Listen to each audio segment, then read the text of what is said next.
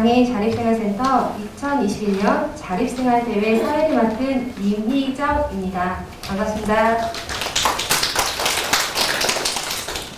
코로나 확진자가 급증함에 따라 위드 코로나가 중단되어 최소 인원 외에는 온라인으로 진행하게 되어 매우 아쉽게 생각합니다. 2021년에는 많은 장애인 동료분들이 단임길 장애인 자립생활센터와 함께 해주셨는데요. 먼저 오늘 진행 순서를 안내 드리겠습니다. 오늘 행사는 2부로 나누어 진행될 예정입니다. 1부에는 10시부터 10시 30분까지 2021년 사업활동 보고와 시상식으로 진행되며 쉬는 시간 없이 10시 30분부터 12시 30분까지 2부가 진행될 예정입니다. 2부는 나사렛대학교 김종희 교수님의 UNCRPD 확대와 자립생활센터의 역할이라는 내용으로 강의가 진행됩니다. 그리고 오늘 수학 통역을 해주실 분은 사단법인 한국농아인협회 충남협회에서 오신 정세은 강은비 수학 통역사입니다. 박수 부탁드립니다. 방송 참여자분들께서는 채팅창을 통해 소통하면서 단임길 자립생활 대회를 즐겨주시면 감사하겠습니다. 지금부터 2021년 단임길 장애인 자립생활 대회를 시작하겠습니다. 그럼 먼저 최은경 센터장님의 개회사가 있겠습니다. 최은경 센터장님.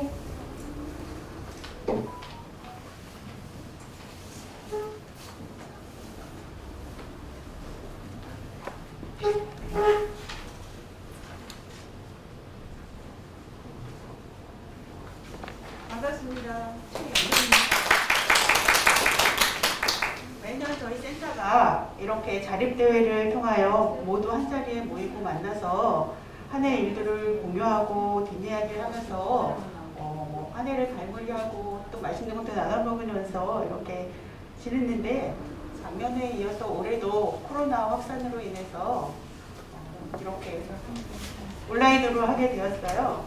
그럼에도 함께해 주신 모든 분들께 감사드립니다. 그동안 열심히 동료 상담들과 동료들의 자립을 통하여 지원하기 위해요. 애쓴 것처럼 앞으로도 열심히 하겠습니다. 함께해 주시면 좋겠습니다.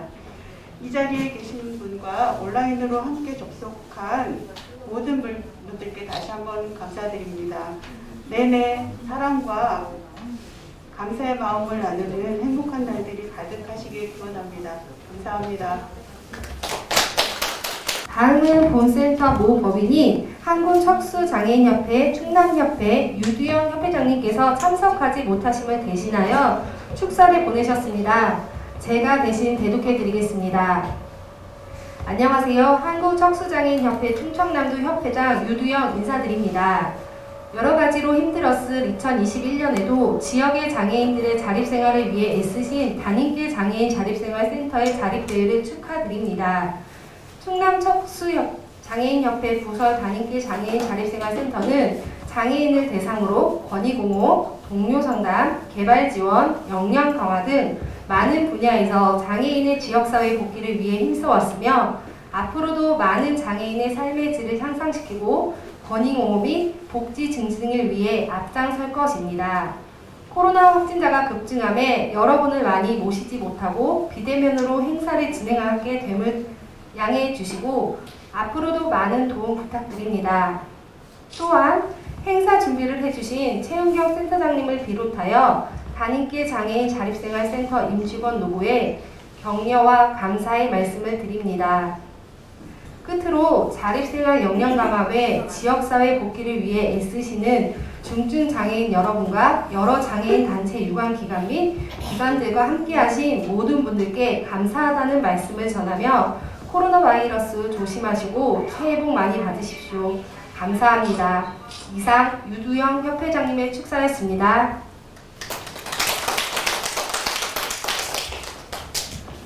지금부터 자립생활대회 1부 진행하겠습니다.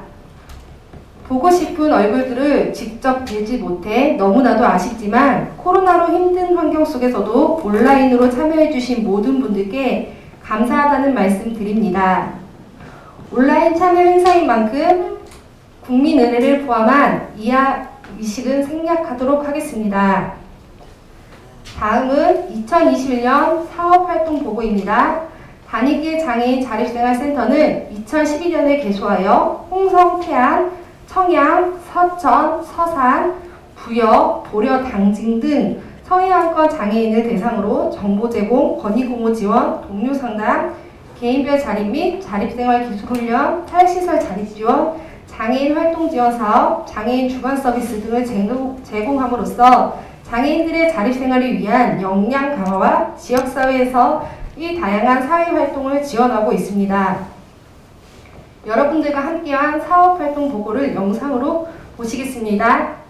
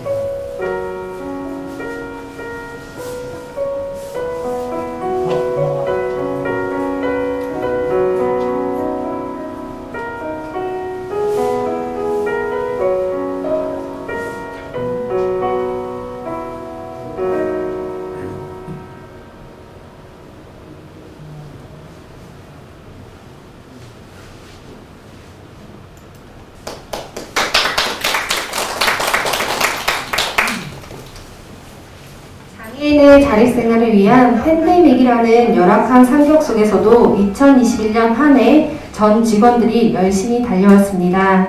누구에게나 쉽지 않았던 2021년이었지만 여러분이 있어서 힘이 났고 이만큼 올 수 있었던 것 같습니다. 감사합니다. 행복했습니다. 앞으로도 여러분의 많은 관심과 격려 부탁드립니다. 이어서 시상식이 있겠습니다. 시상 순서는 장애인 자립지원 부분, 장애인 활동지원 부분으로 시상하도록 하겠습니다. 시상은 단인길 장애인 자립생활센터 최연경 센터장님께서 해주시겠습니다. 먼저 2021년 장애인 자립지원 부분입니다. 장애인 자립지원 부분은 우수활동가상의 송하성님, 유태근님, 신인 IL상의 김상수님, 복수연님입니다. 호명되신 분들은 앞으로 나와주시기 바랍니다.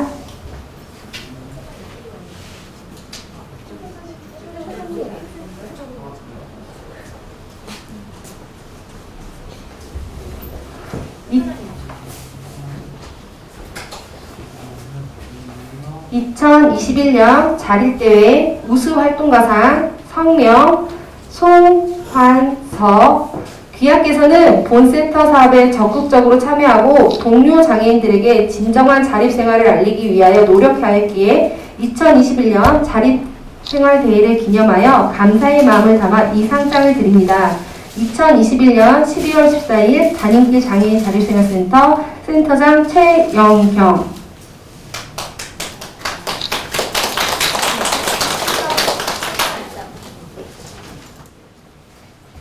우수활동가상 성명 유태근 이하는 같습니다.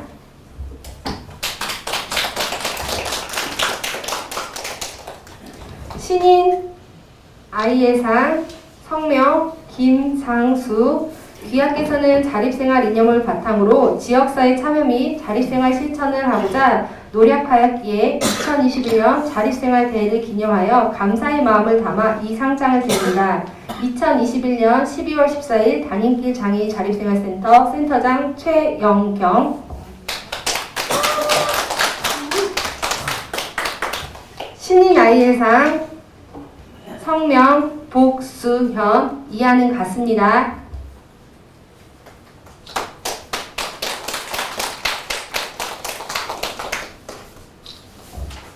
모두 축하드립니다.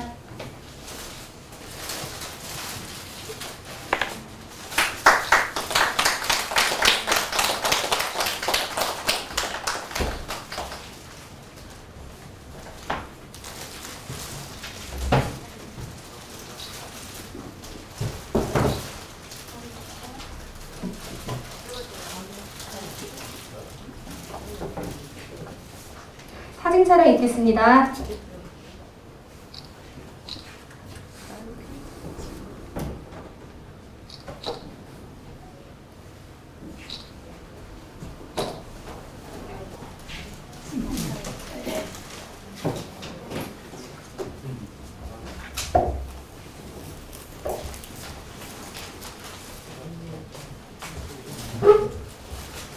다음은 장애인 활동 지원 부분입니다. 장애인 활동 지원 부분 우수 이용자상 주정미, 최원식님입니다. 호명되신 분들은 앞으로 나와주시기 바랍니다.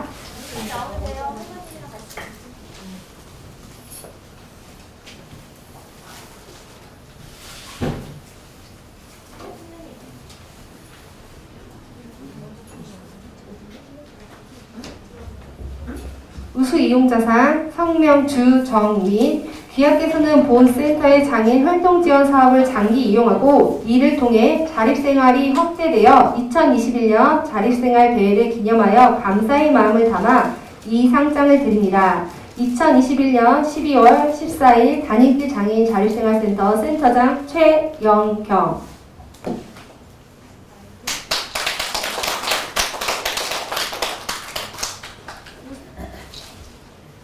우수 이용자상 성명 최원식 이하는 같습니다.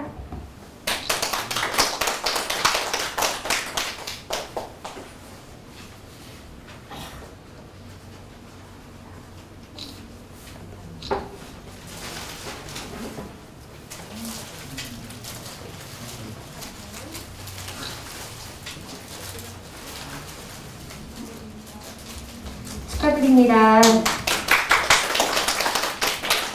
사진 촬영이 있겠습니다.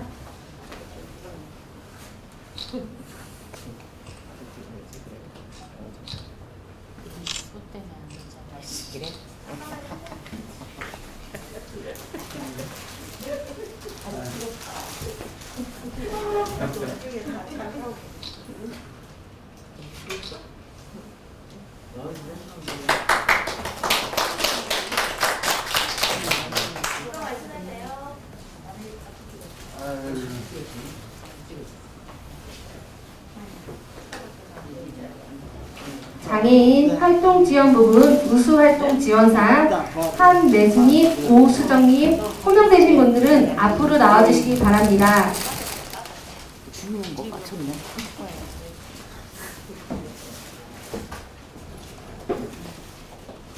우수 활동 지원상 성명, 한내수 귀하께서는 장애인의 자립생활 확대를 위해 활동지원사로 활동하며 동료 활동지원사들에게 모범이 되었기에 2021년 자립생활 대회를 기념하여 감사의 마음을 담아 이 상장을 드립니다. 2021년 12월 14일 단일길 장애인 자립생활센터 센터장 최영경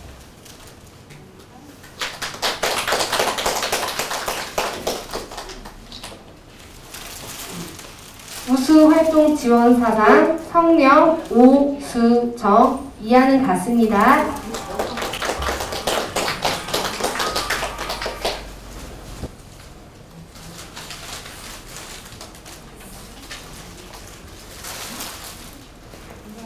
사진 촬영 있겠습니다.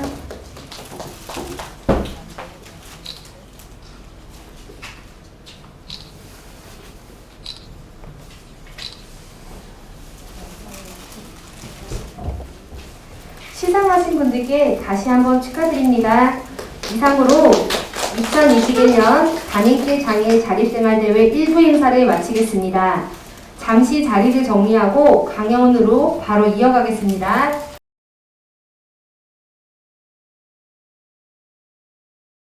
여러분 반갑습니다.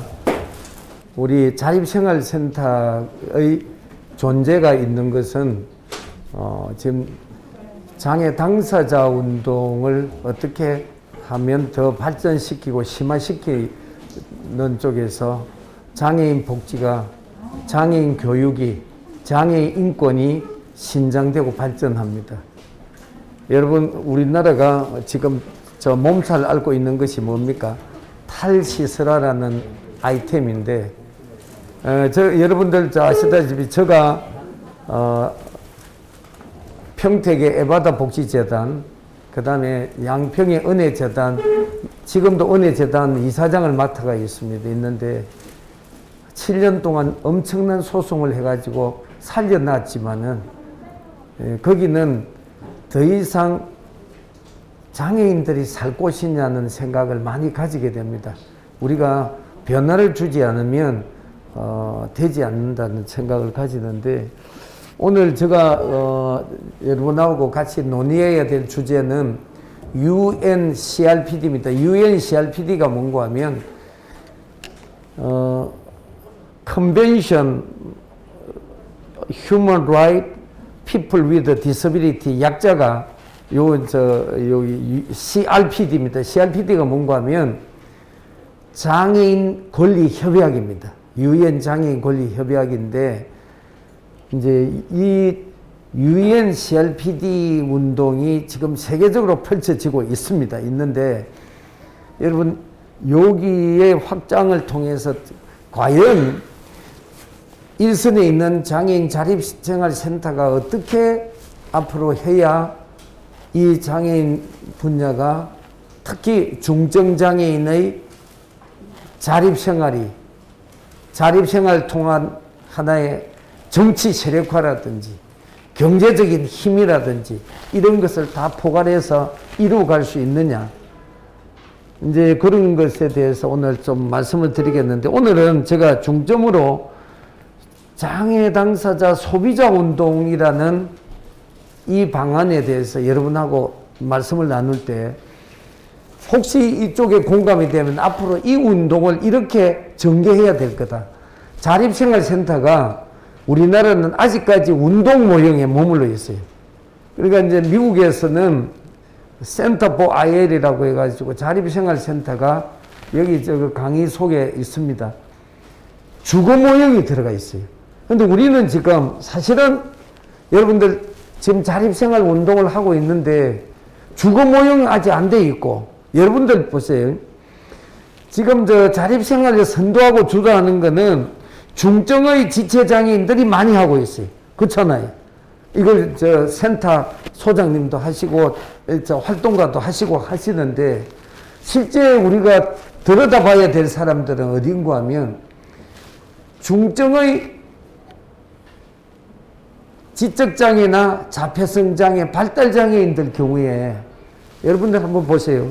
3, 40, 50 이렇게 나이가 들어가면 부모님들은 60, 70, 80이 돼버리고 나면 정말로 그 집안 전체가 초토화되어 있는 집안을 많이 발견을 합니다. 그러면 과연 이걸 어떻게 우리가 해결해 줘야 될 거냐. 그분들은 보낼 시설도 없습니다. 정말 시설이 없어요. 우리가 65세 이상 되는 노인들 경우에는 어디에 갈 수가 있습니까? 요양병원, 또 요양시설, 그 다음에 실버센터 이런 데가 있습니다. 어디라도 경제적인 부담이 돼도 보내려고 하면 이렇게 모실 곳이 있지만은 장애인들은 정말 갈 데가 없습니다. 자, 이것을 어떻게 앞으로 우리가 풀어줘야 될 거냐. 물론 시설이 대안적인 모델이 지금 현재의 시설의 운영 형태는 되지 않습니다. 그래서 탈시설화를 해야 될 명분이나 단위가 충분히 있습니다. 그런데 우선에 그러면 앞으로 활동지원사하고 우리가 가정에서 또 우리가 자립생활센터가 어떤 역할을 해야 앞으로 우리 한국의 중증장애인의 삶을 담보해주고 이 문제를 해결해 나갈까? 여러분들 아마 지금 고민 속에 있을 걸로 믿습니다. 그래서 오늘 제가 이제 주제로 삼은 것은 장애 소비자 운동을 우리가 자립생활센터의 하나의 아이템으로, 하나의 어떤 이슈로 요 방향을 좀 해나가시면 어떻겠냐 생각을 합니다. 자, UNCRP든 유엔장애인 권리협약은 2006년도에 유엔에서 제정을 해가 선포를 했습니다. 이게 UNCRPD 유엔장애인 권리협약이라는 것은 국제법입니다. 국제법. 국제법인데 우리나라에서 법률로 사용하려고 하니까 언제인가 2008년에 국회에서 비준을 했습니다. 2008년에. 우리는 상당히 일찍이 UNCRPD를 받아들였습니다. 그래서 국회에 비준을 해서 2009년부터 우리나라를 시행했어요. 시행해가지고 2011년까지 2년 동안 최초 한국의 보고서를 제가 책임연구원이 돼서 보고서를 작성을 해가지고 그 당시에 유엔 본부까지 가가지고 본부에 그때 유엔 사무총장을 어느 분이 하셨어요? 반기문 총장이 유엔 사무총장을 하실 때 제가 유엔까지 거기 그 보건복지부의 과장으로서는 그 당시 김동호 과장님, 지금 과장님하고 같이 가서 그걸 해가 작성을 다 완성하고, 여러분 그것이 언제 심의를 했습니까? 제네바에서 2014년에 스위스 제네바에서 이제 UNCRPD의 특징은 뭔가 하면 정부가 국가적인 차원에서 다 장애인들에 대해서 이 국제법에 준하는 그런 하나의 그 내용들을 담아가지고 평가는 누가 합니까? 장애 당사자들이 평가하도록 되어 있어요. 국가보고서와 마찬가지로 일반적인 그 장애 당사자들이 그거에 대해서 보고서에 대해서 비판하는 것을 같이 논의를 했는데, 그 당시 이제 2014년에, 그러니까 11년 거가 14년에 논의가 되고 매 2년마다 이렇게 계속적으로 해 나가고 있습니다. 해 나가고 있는 것이 유엔 CRPD인데 유엔 CRPD에는요 정말 귀한 내용들이 다 담겨져 있어요. 25조항에 보면 리해빌리테이션, 재활, 슬래시하고 가활 이런 말도 있어요. 하빌리테이션 여러분 이해가 잘 안 되죠. 가활하면 무슨 뜻입니까? 우리나라는 언어도 용어도 없는 단어입니다. 그런데 리해빌리테이션, 재활은 여러분들이 아실 것이에요. 재활은 아실 건데 가활이 뭐냐는 얘기. 가활, 하빌리테이션 적어놨어요. 그때 우리가 하빌리테이션을 가활로 적었는데 이 그런 뜻이 아니거든요. 그러니까 유엔 CRPD는 하나하나 곱씹어볼 가치가 정말로 있습니다. 곱씹어볼 가치가 있는 것이 유엔 장애인 권리 협약인데, 자 여기서 이제 하이라이트가 뭔가 하면 자립적 생활 및 지역사회 동참 해가지고 거기에 보면 자립생활 넣어놨습니다. 물론 여기 전체가 보면 한 조항이 34조항이 되어 있습니다. 제가 있는데 여성 장애인의 조항은 유엔 CRPD 장애인 권리 협약을 만들 때 한국의 자립생활센터 운동하시는 분들이 여성 장애인을 그 넣도록 했어요.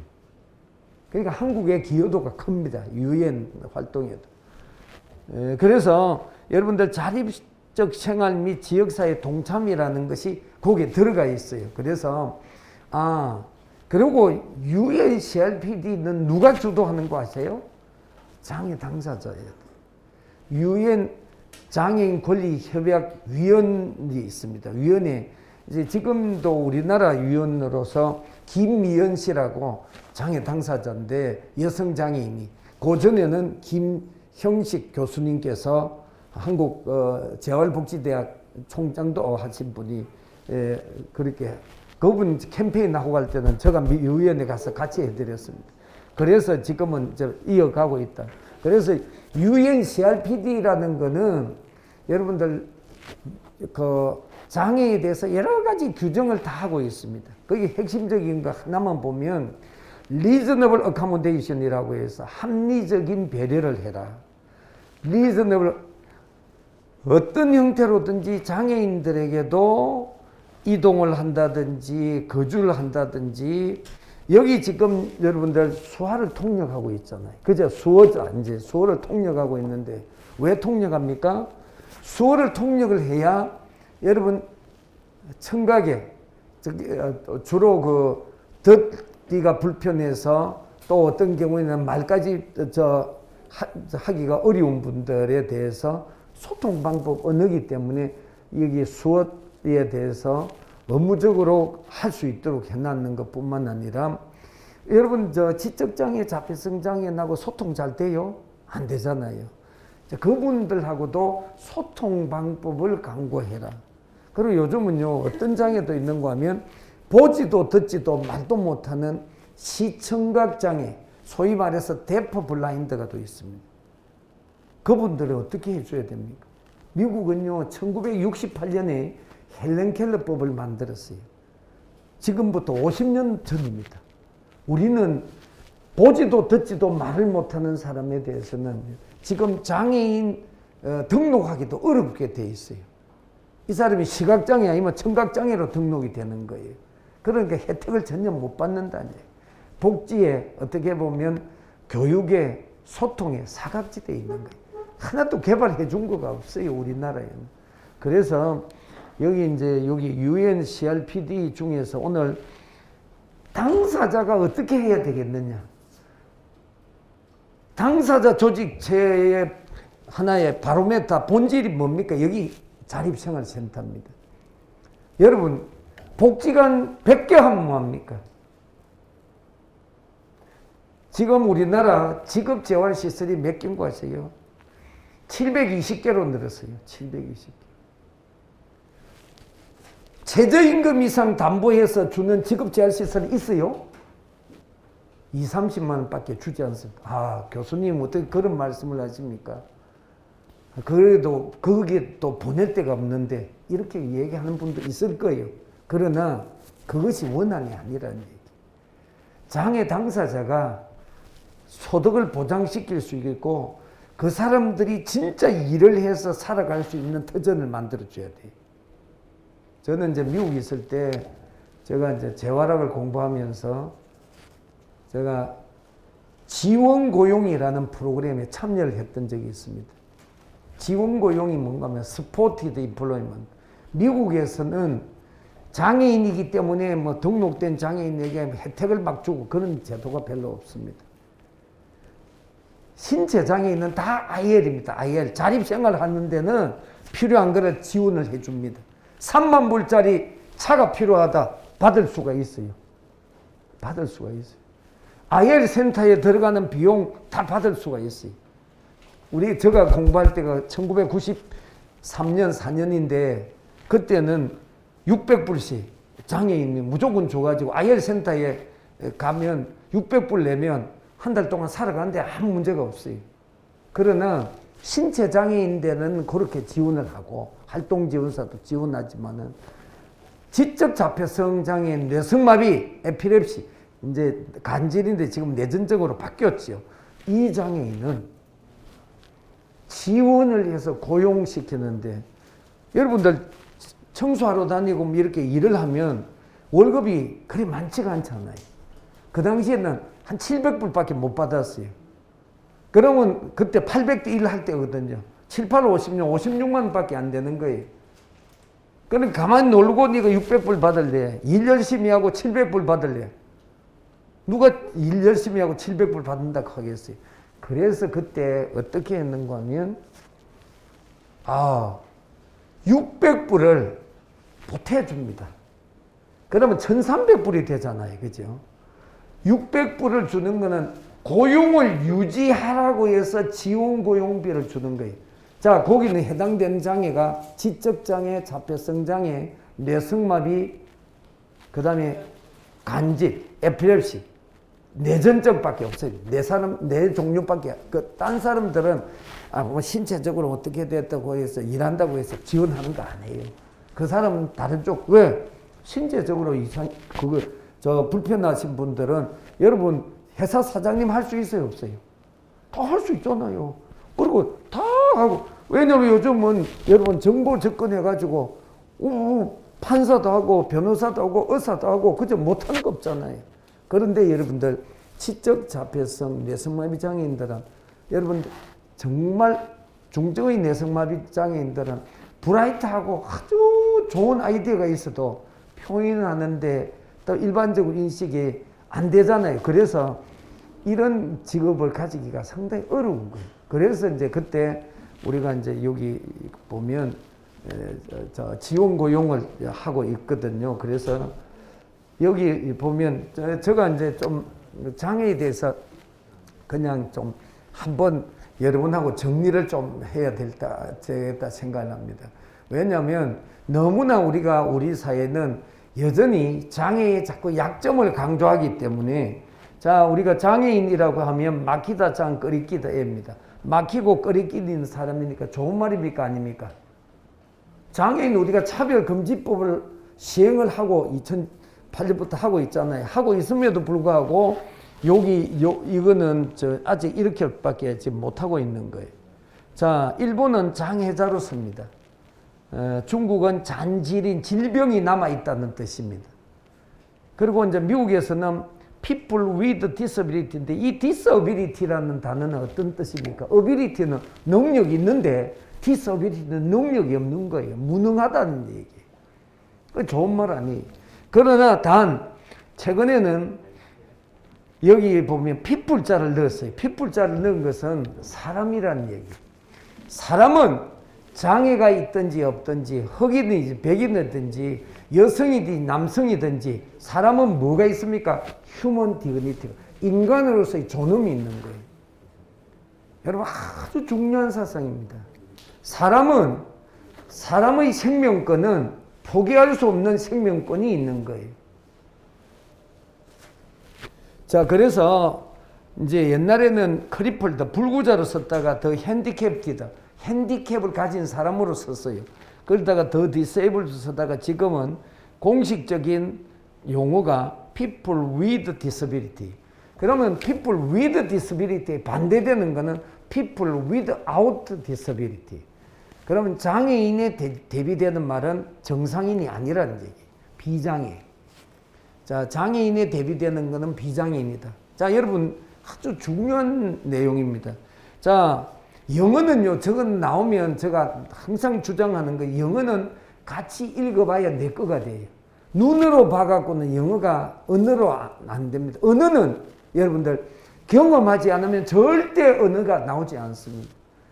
여러분, 사랑도 경험하는 사람이, 고백을 할 수 있는 사람이 사랑하는 거예요. 그래서 자, 여러분들 오늘 여기 계신 분들 또 지금 유튜브로 듣고 계시는 분들 다 같이 한번 해보겠습니다. People with disability. 자, 장애를 함께한 사람입니다. People without disability. without라는 것도 없다는 얘기. 장애가 없다. 자, 장애인에 대칭되는 말은 비장애입니다. 이렇게 인식을 하시면 좋겠어요. 자, 그 다음에 일반적으로 여러분들 우리가 장애에 관한 용어를 많이 쓰는데 이런 용어들을 많이 쓰고 있어요. 바보, 뭐 째보, 은챙이, 난쟁이, 쩔뚝발이 그런 거 많이 썼어요. 이 전미사로 보나 이를 붙인 거는 사람이 아닐 때 붙였어요. 그래서 옛날에는 여러분 지적 장애가 있다든지 다리가 좀 불편한 이런 사람이 있으면 그냥 내다 버렸어요. 옛날에. 여러분 딸 해갖고 옛날에는 칠공주가 나면 너무 섭섭다고 섭섭이 붙여가지고 바깥에 내다 버렸어요. 그러면 아들만 있는 집에다가 그거 버려지면 이제 업동이라고 해가지고 이제 그 아이를 데리고 왔던 거가 있죠. 그리고 여기 보면 문둥이. 예. 그래서 우리는 그러니까 전례적으로 장애인에 대해서 부정적인 인식을 많이 갖고 있는 거예요. 지금도 지금은 많이 좀 이제 좋아는 졌지만은 아직 여러분 여기에서 지금 어디쯤 가고 있다고 생각합니까? 차별 멸시적인 데서 보호동정적으로 사회통합적인 관점 어느 쪽으로 가고 있다고 생각하세요? 예? 아직까지 지금 우리가 활동지원사 양성하고 하는 거는 장애인 활동보조섭의 활동지원사 하는 거는 지금 예산이 뭐 1조 5천억 아니라 지금 2조 가까이 내년 예산은 2조쯤 됩니다. 되는데 그리고 장애인 IL 운동을 통해서 장애인 권리 운동이 되는 거는 사회통합적인 관점이에요. 장애인도 주체가 돼가지고 사회통합하는 건데 우리는 아직까지 아마 요쪽에서 아직 요까지 진입을 우리 우리 요 선생님 했다고 생각하세요? 아직은 좀 어렵죠. 아직은 그렇게 돼야 됩니다. 자, 소비자로서 사회통합적 차원의 장애인이 소비자란 뭡니까? 컨슈머리즘 소비자주의는 장애 당사자의 결정권을 주는 거예요. 장애 당사자가 선도하고 주도하는 거예요. 이제 그런 데에서는 아직 미흡한 거예요. 여러분 자립생활센터의 가장 정신이 뭡니까? 장애 당사자주의. 장애 당사자가 이게 선도하는 거예요. 자, 그런데 국제적으로 이제 장애인 분류나 이런 정책이 어떻게 흘러가고 있는가 하면 여러분 이제 조금 전에 아까 disability는 공부를 했죠. 그죠? 장애는 impairment, disability, handicap 이렇게 나눠졌어요. 그 impairment은 길거리 가는데 차가 와서 내 다리를 치워버렸어요. 그럼 다리가 어떻게 됐어요? 다리가 이게 지금 브로큰, 이제 다리가 되면, 이렇게 되면 어떻게 됩니까? 일단 병원에 가죠. 그죠? 여러분 병원에 가서 일단 그 치료를 받고 수술도 하고 이렇게 해야 될 겁니다. 자, 이렇게 해서 여기 보면 요것이 임페르먼트입니다. 지금 눈이 불편하시니까 뭡니까? 안경을 썼죠. 안경을 끼운 사람을 visual impairment, 시각에 장애가 있다고 보는 거예요. 시각에 괴로움이 있다고 보는 거지. 요것이 impairment이고 disability는 이제 공식적인 여러분 안경 썼다고 해서 장애인이라고 얘기는 하지 않지 않습니까? 그러니까 공식적인 거는 여기 disability가 장애예요. 그런데 여기 여러분들 휠체어를 탄 그 하나의 불편한 장애가 있기 때문에 핸디캡을 당하죠. 아니면 또 이런 경우도 있겠죠. 화상을 입어버렸어요. 엄마가 아이를 구한다고 해서 화상을 입었는데 화상 얼굴이 이제 보기가 좀 그런 거예요. 그러면 일반적으로 화상 입은 사람한테 가서 야 얼굴 예쁩니다 하는 얘기 안 합니다. 그냥 피합니다. 사람들이. 이 화상 입은 사람들 막 보고 이렇게 피해버려요. 그러면 그 사람은 핸디캡을 당한 거예요. 핸디캡을 당했다. 이제 이렇게 우리가 볼 수가 있겠죠. 그래서 파킹장은 더 핸디캡티드 파킹장을 쓰는 거예요. 핸디캡 파킹장을 씁니다. 핸디캡을 극복하기 위한 파킹장, 장애인 주차장 그렇게 표기가 되는데, 자 여러분들 이제 이 장애라는 거가 특히 여러분들 최근에는 발달 장애인 경우에는 여러분 지금 아무리 휠체어를 타도 신체 장애인들은 직업의 선택이 지금 온라인 오프라인 막 해가지고 직업을 잘 아이디어만 잘 개발하면 뭐 직장도 할 수 있고 여러 가지를 할 수가 있는 것이 많은데, 자 지적이나 자폐성 장애인들 경우에는 상당히 한정돼 있을 수밖에 없는 것도 있습니다. 그래서 요 장애인을 둘러싸고 있는 환경, 이제 프로텍션의 에드보카시 보호와 옹호의 환경도 있을 거고 무장애 환경을 만들어 줘야 될 거예요. 자 여기 지금 수어로 통역을 지금 해주고 있는데 만약에 지금 여기 청각장애인이 여기 이 강좌를 들었는데 수어가 서비스가 안 되면 이것이 커뮤니케이션 베리어 프리 커뮤니케이션 의사소통의 장애 장벽을 해주지 않으면 이쪽에는 여러분들 그 농아인하고 같이 몇 시간 있는 거 쉽겠어요, 어렵겠어요? 수어가 안 되는 사람은 너무나 어렵죠. 우리 사회가 어떤 문제도 있는가 봐요. 지적 자폐성도 이 사람들하고 소통 안 되는 사람이 보려고 하면 대단히 어렵습니다. 예, 저는 매 일요일 주일마다 발달장애인 바이블 스터디를 하고 있습니다. 지금 코로나 때도 평균 한 10명 이상 했는데 코로나 되고 나서는 1명, 2명 옵니다. 근데 우리가 교회가 문을 닫아도 이 아이하고는 우리 환우라고 이제 이 청년하고는 제가 바이블 스터디를 합니다. 바이블 스터디를 하는데 저는 한우하고 같이 그냥 노시옥하면 1시간 노는 것도 어려워요. 왜냐하면 자폐 성향에 아주 도전적 행동이 많아요. 그런데 바이블 스터디 하는 거는 8시간, 10시간도 같이 해요. 예, 왜냐하면 소통할 수 있는 거가 있어야 돼요. 그래서 여기 보면 이제 활동이나 참여도 어떻게 보장하느냐.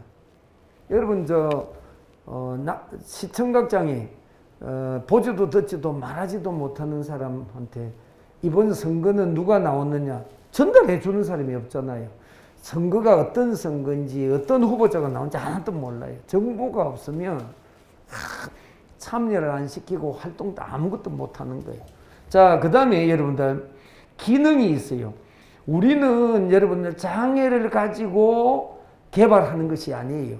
장애는 감소시키고 없애줄 수 있으면 없앴는데 장애를 영원히 지체장애를 가지고 일생을 살 수밖에 없는 분들도 있는 거예요. 그러나 여기 장애에 가지고 있는 the differently able 이게 뭔가 하면 다름의 능력. 우리가 자립생활에 센터에서 가장 앞으로 더더욱 해야 될 게 왜 장애 당사자가 주도가 돼서 이렇게 하느냐. 장애 당사자의 약점을 갖고 하는 것이 아니에요. 장애 당사자가 가지고 있는 강점이 있다는 얘기. 자, 그걸 찾아가지고 이제 여러분들이 선도하고 주도를 하셔야 될 부분이 있다고 생각합니다. 그래서 장애인 정책 패러다임이 여러분 시혜적 복지에서 이제 생산자, 컨슈머의 클라이언트의 컨슈머입니다. 여기 자립생활센터의 가장 이념적인 베이스가 컨슈머예요. 컨슈머는 뭡니까? 자기 결정권이 있습니다. 여러분 오늘 저녁에 식당을 내가 음식을 좀 하려고 하는데 고등어가 나을지 칼치가 나을지 그래 가서 여러분들 누가 결정합니까? 내가 가서 보고 처음에 칼치를 좀 해가지고 하려고 했는데 보니까 칼치는 물이 좋지 않고 등푸른 고등어가 탁탁 뛰면 누가 뭘 선택하겠어요? 고등어 선택하죠. 썩은 칼치 선택 안 하는 거예요. 누가? 컨슈머입니다. 장애 당사자가 주체가 되는 거고, 그 다음에 RI 운동, DPI 운동, II 운동이 있는데, 여기 우리 당사자주의는 RI 운동보다는 DPI 운동입니다. Disabled Persons International. 장애 당사자가, 사실은 여러분, RI는 Rehabilitation International 1960년 만들었어요.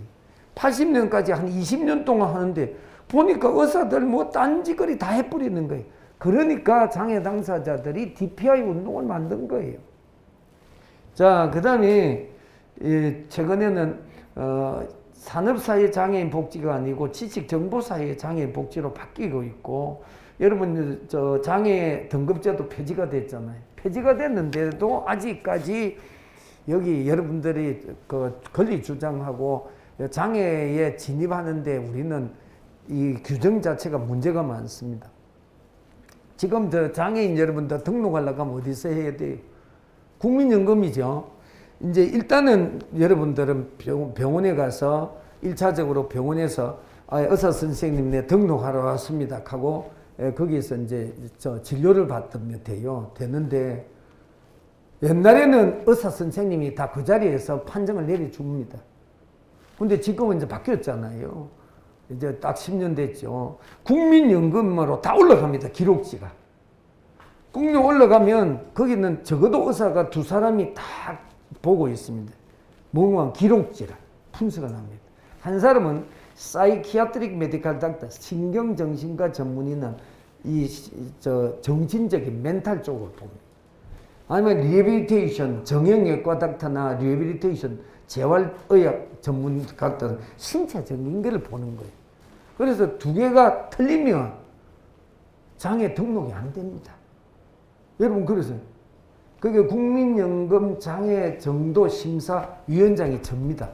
그래서 여러분도 혹시 장애 등록을 꼭 해야 되는데, 나는 등급을 받아야 되는데, 나는 중증을 받아야 되는데, 그러면 저한테 얘기하면 제가 올려드릴 수가 있어요. 제가 이제 거기다가 안건으로 상정을 할 수가 있거든요. 그 이제 위원장이 이제 그런 권한을 부여를 해놨습니다. 그래서 혹시 있으면 하시고, 여러분 저 장애는 중증을 좋아하지 경증을 별로 좋아하지 않잖아요. 나아졌으면 좋아해야 되는데, 왜냐하면 이것이 이 자체 규정의 속에 사각지대가 많이 있어요. 사각지대가 있고, 이게 터치 못하는 부분이 있고, 고통 같은 거는 아예 우리 장애인들이 겪는 이 페인 막 아프고 뭐 쑤시고 하는 거는 아직 반영을 못하도록 그렇게 돼 있거든요. 그래서 그런 거 있으면 여러분들 이제 그러니까 이제 중증장애인의 프로텍션이나 에드보카시 제도까지도 돼 있고, 여러분 이제 그 장애인 정책에 관계되는 법이 우리나라에 지금 장애인 관련법이 시행되고 있는 것이 21개 법이 있어요. 법이 여러분들의 우리 자립생활센터가 여러분들이 이제는 역량이 있어야 돼요. 자립생활센터가 선도하고 주도하려고 하면 뭘 해야 됩니까? 한국의 정책이 어떤지 분석할 수 있는 능력이 있어야 돼요. 그래서 옛날하고 많이 달라졌죠. 제가 처음에 한국지체장애인협회의 의회정치대학을 해서 옛날에 장기철 회장님하고 할 때는 여러분 그 지체장애인협회의 회장님들이 전부 가방끈이 다 짧았어요.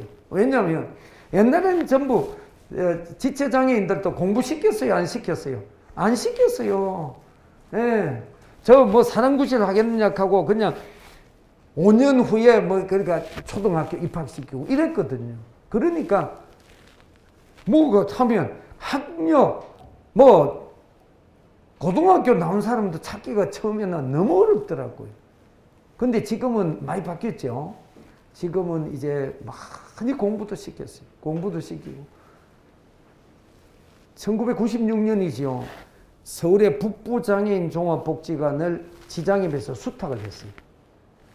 그리고 그때 할 때 장애 당사자 관장을 시키려고 하니까 역량이 있는 사람이 안 되는 거예요. 지체장애인. 그 많은 숫자 중에서 안 돼서 일단 보건복지부 재활과정 하던 분을 시키고 거기는 철칙을 먹는 거예요. 장애 당사자가 관장을 하면 사무국장을 전문가를 넣고 여기 전문가가 여기 관장을 하면 항상 사무국장이나 거기에 핵심적인 부서에는 장애 당사자를 넣자. 그렇게 해서 이제 그런 식으로 조화를 이루었거든요. 그러니까 여기 법 제도 장애인 복지뿐만 아니라 고용촉진 및 직업재활법, 장애인 대한 특수교육법, 우리나라는 경이롭게 장애인 차별금지 및 권리구제법이라는 법이 2007년 4월 11일에 제정되어 8년부터 시행이 됐잖아요. 이 법이 우리나라 법이 세계적으로 가장 강력한 법이 되어 있습니다. 근데 이제 강력한 법이 되어 있으면 뭐합니까? 지켜야지. 지키고 이것을 해서 거기에 적용을 해야 되는데, 여러분 이제 여기 보면 우리는 정당한 편의 제공을 하지 않으면 차별을 해놨어요. 이것이 원래 그 UN CRPD에서는 reasonable accommodation이라고 합리적인 배려를 하지 않으면 차별, 저거를 우리는 정당한으로 이름을 바꾼 거예요. 우리는 justice라는 법률적 강한 용어를 지금 사용을 하고 있어요. 그래서 우리나라 법을 세계적으로 학자들이 보면서 야, 이 법 하나는 잘 만들어놨는데 잘 지켜야죠. 근데 이걸 잘 지키는데 한계점이 있죠. 자, 이제 여기서 이제 여러분 우리가 장애인 정책 모델을 공부를 조금 하시면 좋을 것 같습니다. 자, 정책 모델이 5가지가 있는데 첫째가 메디칼 모형. 처음에는 장애인 가면 거의 메디칼 모형에 의존했어요. 메디칼. 여러분도 그렇죠. 일단은 장애인이 그 환자로 메디칼에 갔으면 병원에 가면 여러분들 뭐 장애인만이 아니라 모든 사람이 환자가 되잖아요. 그죠? 환자가 되는데 여긴 치료가 목적이고 누가 주도합니까? 의사가 주도하는 거예요. 여러분 의사 선생님한테 여기 50원 치면 고쳐주고 여기는 요것만 치면 고쳐달라 얘기합니까? 못해. 절대 못해요. 의사 선생님한테 맡겨야 돼요.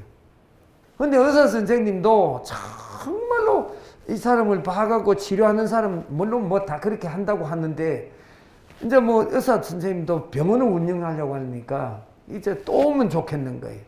그래서 여러분들 오늘 하고 내일 또 오서 또 해보세요. 그런 사람도 있는 거예요. 그러니까 실제는 보면 여기 보면 병원에는 의사들 권한이 너무 커요. 그리고 치료 중심의 병원으로 전인 재활, 뭐 내가 여러 가지 심리적으로나 이렇게 뭐 또 사회적으로 재활하고 이거 하는데 다시금 사회 복귀할 수 있도록 우리가 재활병원이나 이런 시스템이 그렇게 돼 있어요? 안 돼 있어요? 안 돼 있다는 얘기. 그러니까 여기 의료 모델도 한계가 있는 거예요. 자, 재활 모델은 정사가가 목표인데 전문가가 주도하고요. 장애인을 대상자로 봅니다. 클라이언트로 보고 그 다음에 거주시설, 복지관, 직업재활시설 이렇게 시설들을 운영하는데 여러분들 직업재활시설이나 복지관 누가 운영합니까? 전문가가 하죠. 전문가가 그냥 프로그램 펴놓고 네가 오고 싶으면 모아라. 그죠? 그런데 어떤 거는 어느 치료 같은 거는 한 달 뭐 아니면 1년을 기다리라 이런 것도 있고. 그죠? 예, 그렇게 지금 운영이 되고 있어요. 그런데 여기에는 탈시설 사회통합의 거센 도전을 받고 있는 것이 이 모델이에요. 자, 그 다음에 모델이 뭔가 하면 가버먼트. 정부에서는 장애인을 뭐로 봅니까? 장애인을 취약계층으로 봅니다. 정부에서는 장애인을 취약계층으로 본다고. 그래서 여기 보면 공공부조 정책. 여러분들 우리나라는 장애인 연금제도가 있어요. 장애인 연금제도가 있어요. 장애인 연금제도가 있는데 우리나라 원래 공공부조 정책에는 파브릭 어시스턴스라고 있어. 그러니까 내가 기여를 하지 않고 일방적으로 정부에서 기초생활보호 대상자라든지 이런 지원하는 체계가 있어요. 갑자기 노인이 어디 가다가 길거리에서 뭐 동사를 해버린 거예요. 그럼 누가 책임을 져요? 정부에서, 정부 누가 어디, 그거는 관할, 시청이나 군청에서 그 노인에 대해서 장례를 치료해야 될 의무가 있는 거예요. 예. 그런 거, 그러면 내가 뭐 장례비 내서가 아니고 그런 거를 해주는데, 이제 우리 장애인 연금은 원래는 공공부조 정책인데도 이름은 연금 정책. 연금은 내가 기여도가 있어야 돼요. 국민연금 여러분 조금 기여해야 됩니다. 예, 건강보험도 내가 좀 기여해야 돼요. 고용보험도 내가 기여하고, 예, 일부는 저 기업에서 해주는데, 예, 그런 정책을 여러분들 여기 하는데, 우리 여기 장애인연금이라는 것이 있고, 그리고 정부는 포퓰리즘에 하기 때문에 문제가 또 발생되는 수가 있는데, 여기 여러분들 여기 최근에 이제 이 정책 중에 가장 하이라이트가 뭔가 하면 컨슈머 모델이 장애 당사자 모델, 자립생활이 목표고 장애 당사자가 주체가 되는 모델이고, 활동 지원 서비스, 활동 보조 서비스, 펄스는 어디든지 요즘은 이제 활동 지원사 뭐 이런 말을 썼는데 서비스를 하고 있고, 여기서 이제 제일 이제 문제가 뭔가 하면 여러분들 장애 당사자의 역량이, 여러분들이 선도하고 주도를 할 때 어떤 역량이 있어야 되는가 하면 여기 당사자의 역량이 있어야 됩니다. 그래서 아마 이제 인파워먼트를 키우는 거가 필요하다 생각이 들고, 최근에 이제 비즈니스 모델까지 나와 있어요. 장애인 상품을 여러분 이제 미국에 그거 하면 여러분 검색해가 나중에 어빌리티 원이라는 것이 있어요. 어빌리티 원은 미국에서 대통령직 속에 장애인 위원회 이름이 어빌리티 원이고, 거기서 또 장애인 상표 이름이 어빌리티 원을 써요. 어빌리티 가능한 원 하나, 그런 뜻인데 어빌리티 원 여러분 검색을 한번 해보시기 바랍니다. 그러면 여기는 요즘은 비즈니스 모델이 다 들어가 있어요. 예. 여러분 나사렛 때 제가 있을 때 우리 다운증후군 우리 강민희 씨가 원래 신학부 야간에 들어왔는데 우리 과로 제가 전관을 시켜가지고 강민희 씨가 지금 뭐 돼 있습니까? 2004년에 사랑의 말순시 영화에 데뷔를 해가지고 강민희 하면 아시아 최초의 다운증후군 영화 배우가 되어 있어요.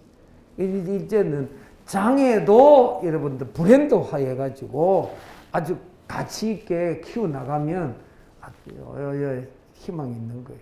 저는 여기 이런 것도 보고 있습니다.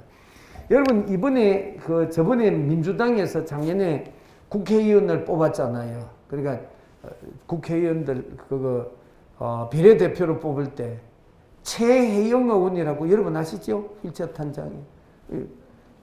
최혜영 의원이 저 제자입니다. 우리 나사렛 대학에 와서 이분은 원래 뭐 하는 분이에요? 발레리아였잖아요. 25살에 발레리아 교통사고 당했어요. 교통사고 당하니까 여러분 발레리아 할 수 있어요? 없어요? 못한 게 되는 거예요.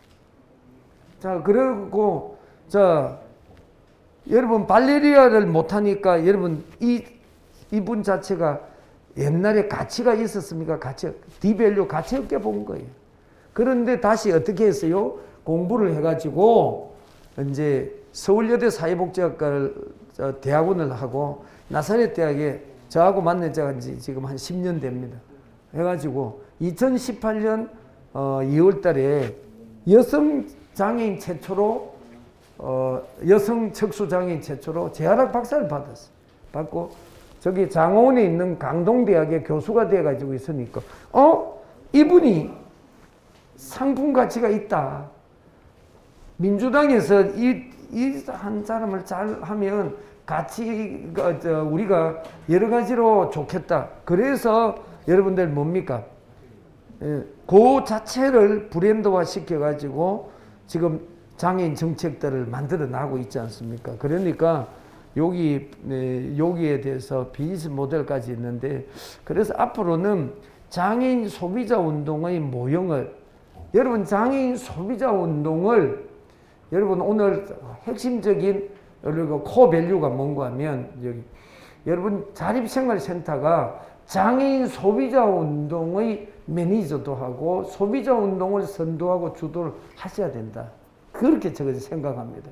그렇게 해야 이거 그러면 액션 플랜이 어디에서 나와야 되는가 하면 소비자 운동으로 우리가 기계를 시켜가지고 장애인 자립생활센터가 소비자 운동을 선도해 나가면서 한국의 장애인의 인권, 복지, 그 다음에 자립생활, 또 나아가서 삶의 질, 특히 소득 보장 이런 것도 다 선도를 할 수 있도록 해야 되지 않느냐는 생각을 가지는 겁니다.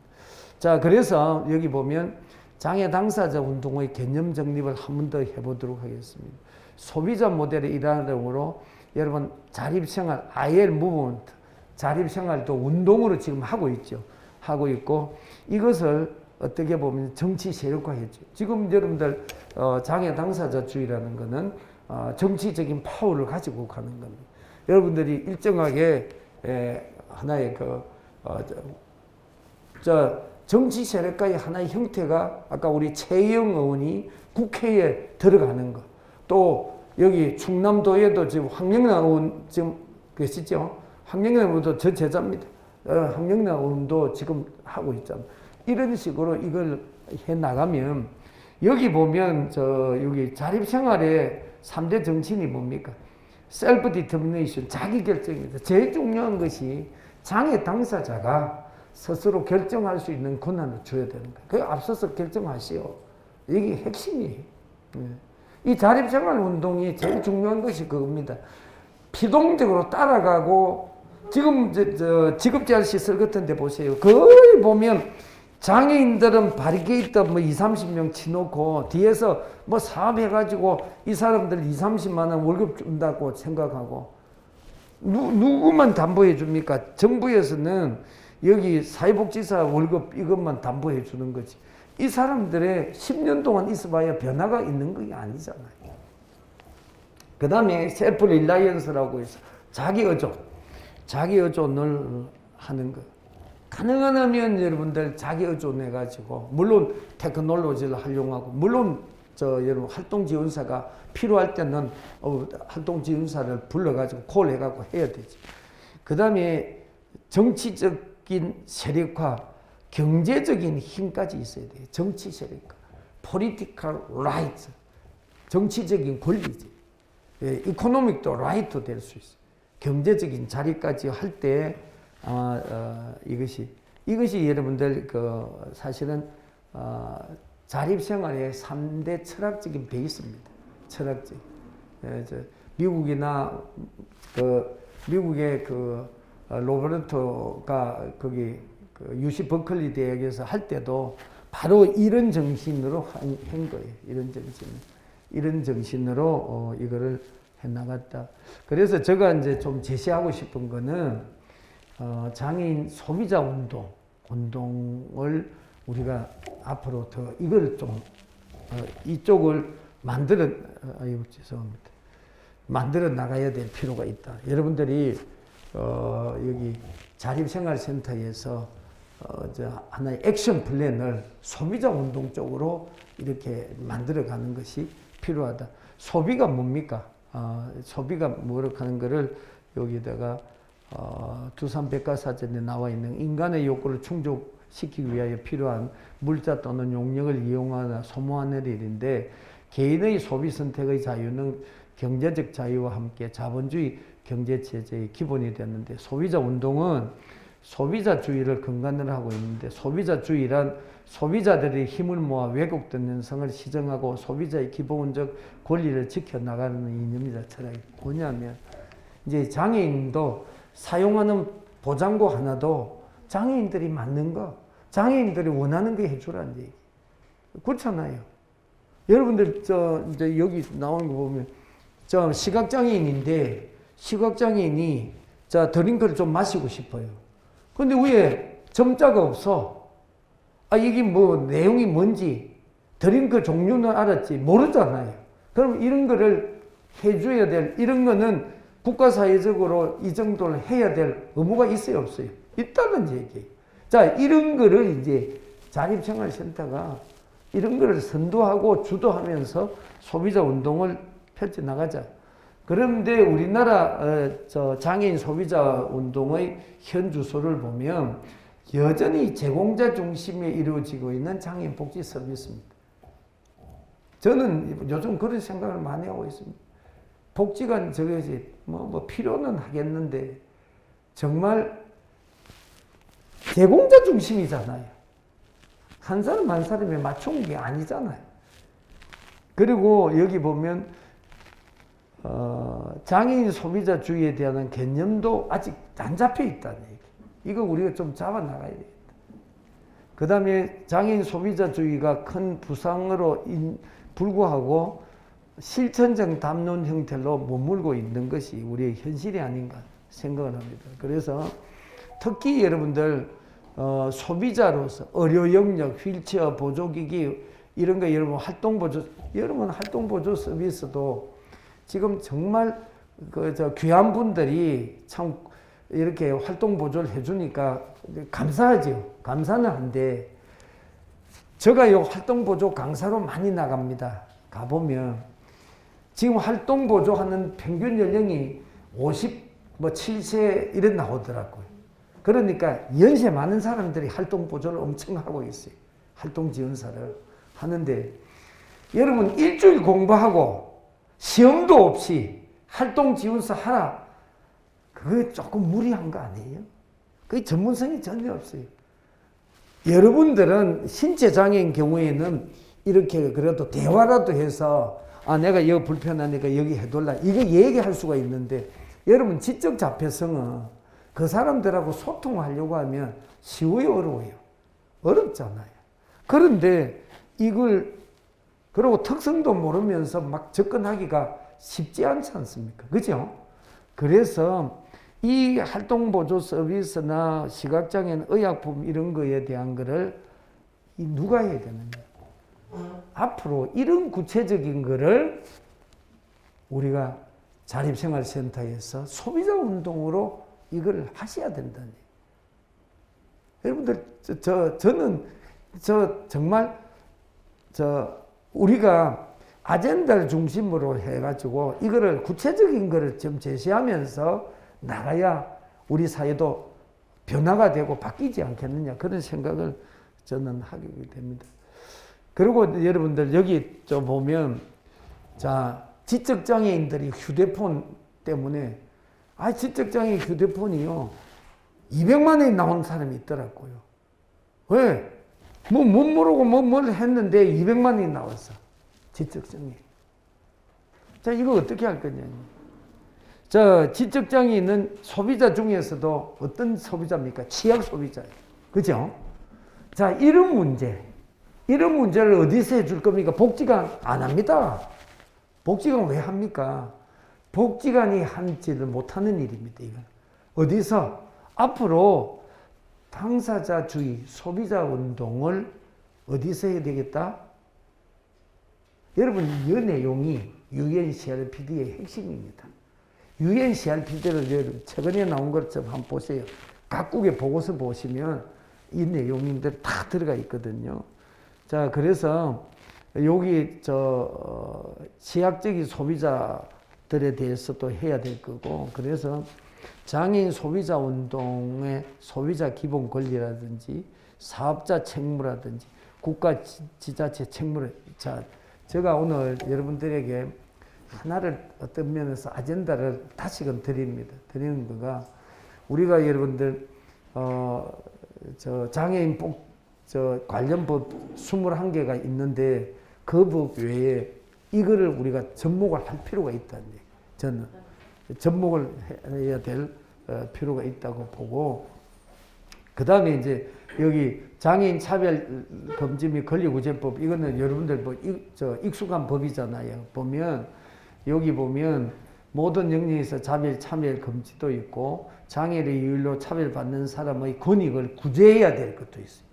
그 다음에 장애인의 완전한 사회 참여와 평등권 실현을 위해서 인간 존엄성과 가치를 구현하는데, 여러분들 여기 장애를 사유로 정당한 사유 없이 제한, 배제, 분리, 거부 등 불리하게 되는 직접 차별도 있고, 여기 보면 어떻게 보면 간접 차별도 있고, 정당한 편의 제공을 거부해서 우리한테 불이익을 주는 것도 있거든요.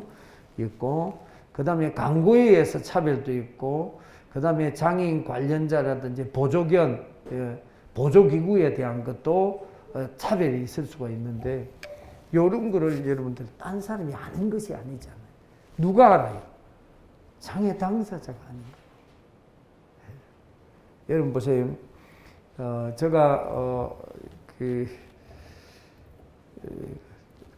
제가 이제 대학에서 재활학 특강을 가르쳤는데 거기 농아인 학생이 이제 와서 공부를 합니다. 또 농아인 학생이 어디서 온 학생이고 중국에서 유학을 왔어요. 유학을 왔는데 그런데 이제 그 사람이 결혼을 했더라고요. 결혼을 했는데 결혼을 이제 어떻게 해서 결혼을 했는가 하면 여기 공부를 하러 와가지고 한국에 저 농아인하고 이제 서로 눈이 맞아가지고 결혼을 했어요. 이제 이분 여자분이고 한국 농아인이 남자분인데 결혼을 했는데 그래서 자기들 사는 얘기를 제가 발표를 시켰는데 제가 깜짝 놀랐던 거가 자기들은 다른 문화 속에서 산다는 얘기. 중국 문화, 한국 문화가 아니고 농문화라는 문화에서 산다는 얘기를 하더라고요. 뭐냐 보니까. 그리고 이제 아기가 하나 태어난 거예요. 아기가 태어났는데 그 아기가 아플 때 어떻게 하느냐 이제 그걸 설명을 해요. 설명을 하는데 아기가 아프고 보채고 할 때 두 사람이 이렇게 소리를 못 들으니까 보통 아이들은 뭐 합니까? 좋을 때도 울고 아플 때도 뭐 합니까? 울지요. 그죠? 예, 울잖아요. 아이들이 뭐가 되면 아프면 몸이 뭐 찌근덕하면 울 건데 그걸 못 들으니까 줄을 매고 잔대요. 줄을 매고. 그래서 줄을 매고 자는데 여기 하루는 엄마가 매고 하루는 아빠가 매고 이런 식으로. 아하.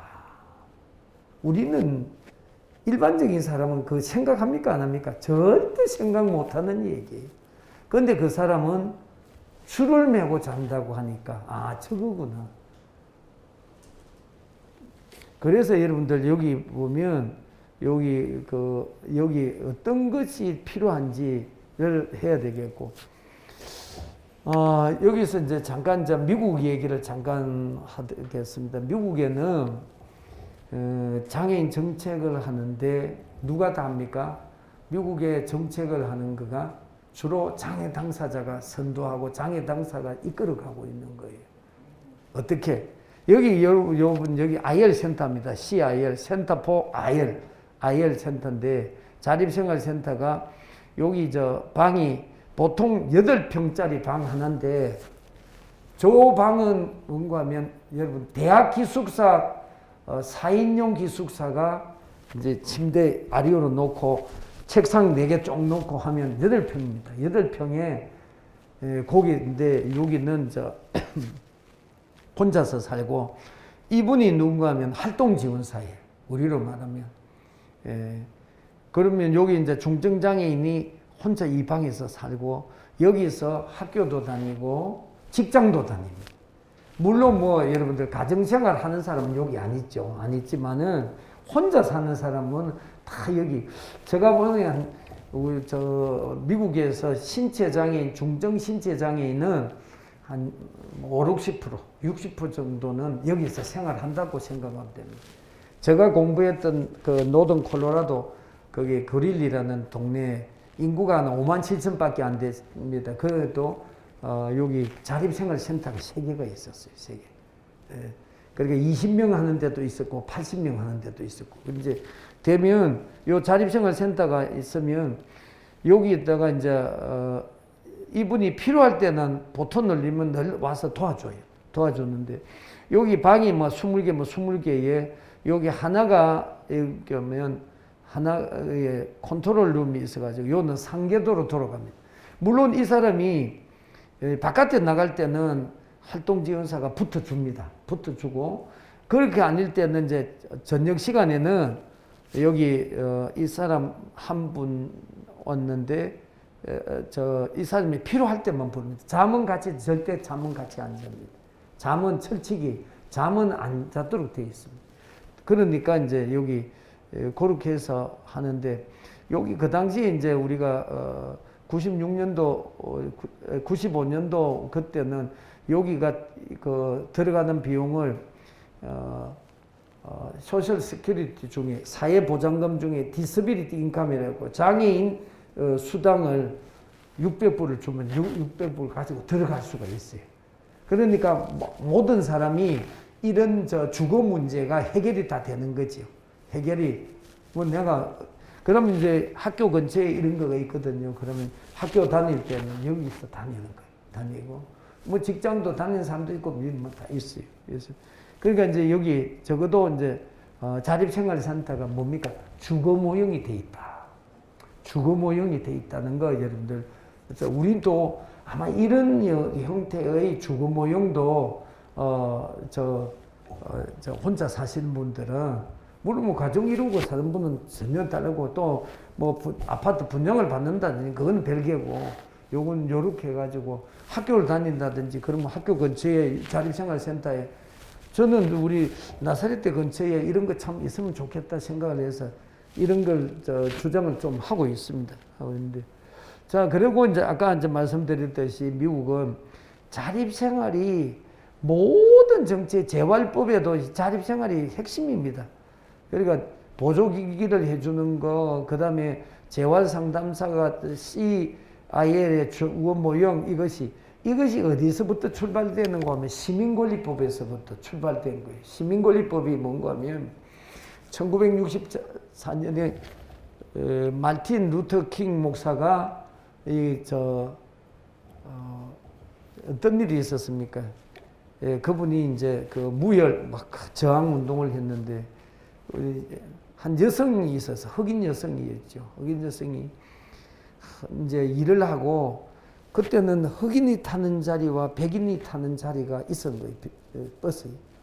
흑인이 타는 자리에 자리가 없어.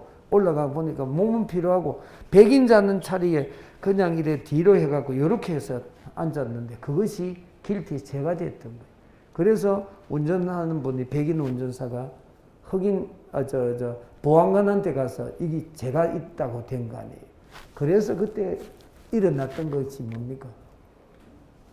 사람은 동등하지 않느냐. 시민으로서의 권리가 있는데 이 자리 하는 거를 왜 이걸 구분해가지고 차별하느냐. 그래서 이제 마틴 루터 킹 목사님이 이제 그거를 주도를 해가지고 그 1964년째 더 시빌 라이츠 액트 시민권리 법을 액트는 활동하고 있는 법을 액트라고 하잖아요. 법을 만들어 가지고 이제 이게 그러면서 거기 여성 옛날에 미국도요 장애인 여성 다 차별도 많았어요. 뭐 특히 장애인들은 인디안 차별 많이 하고 많이 했어요. 근데 이제 그래서 그거 없다고 했던 것이 요것이 하나의 기본적인 이념으로 깔리면서 장애인들도 재활법 속에 자립생활을 넣고 그 다음에는 아까 스포티드 임플로이먼트 지원고용 지원고용은 지적 자폐성 뇌성마비 내전적 내 사람에 안에서 지원을 통해서 세금 내는 국민으로 막 바꿔준 거예요. 세금 내. 그러니까 이런 정책은 상당히 눈여겨볼 필요가 있는 겁니다. 그리고 이제 여기 여러분들 그 미국의 ADA 법은 미국에서 장애인 차별금지법인데 요 분이 누굽니까? 요 해롤드 윌키입니다. 해롤드 윌키가 목사님인데 미국의 4,000개 장애인 단체를 하나로 만들어 가지고 여기 이 ADA 법 만들 때 여기 돌아가신 아버지 부시 대통령인데 발로서 펜을 줘서 이 ADA 법에 1990년 7월 26일 날 사인한 거예요. 백악관들에서 하는 그 사진입니다. 자, 뭡니까? 당사자의 욕구를 대통령이 반영을 해서 사인했다는 거예요. 그래서 지키도록 한 거예요. 그래서 여러분들 여기 해롤드 윌키가 했던 것이 투게더 소사이어티 해가지고 애티튜드 베리어 프리, 커뮤니케이션 베리어 프리, 베리어 이걸 프리를 한 거예요. 프리 운동을 아키텍처 태도나 의사소통이나 건축물이나 접근성의 장애 장벽을 제거하자. 그래서 교회부터 뭐 행보합니까? 교회부터 장애인들이 모든 교회에 들어갈 수 있도록 그 운동을 펼친 거예요. 그래서 미국이 바뀐 거예요. 미국이 대단하게 막 빨리 바뀐 게 아니에요. 우리가 여러분 SRT나 KTX 역은 우리나라가 훨씬 좋습니다. 미국은요 1990년 할 때 2020년까지 엠트랙 여기 뭔가 하면 우리나라로 말하면 KTX 같은 거예요. 그걸 바꾸자. 옛날에는 KTX 미국은 지금도 뉴욕에 가면 전철 장애인이 못 타는 데가 있어요. 왜?